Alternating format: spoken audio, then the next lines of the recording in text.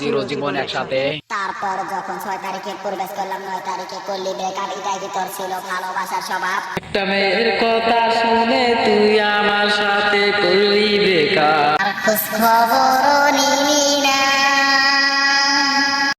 তোর সুখের জন্য চইলা গেলি আমার জীবন থেকে, একবারও জানতে চাইলি না রে আছে কেমন সে।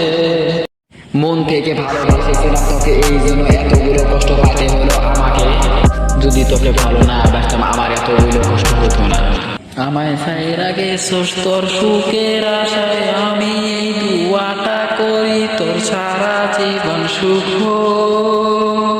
তোর জন্য 2 দিন আমি মোনাজাতে কেঁদেছিলাম, তারপরে হাদিসে শুনি যাই আমার কপালে নাই, তার জন্য হাজার দোয়া করলেও তাকে পাওয়া যায় না।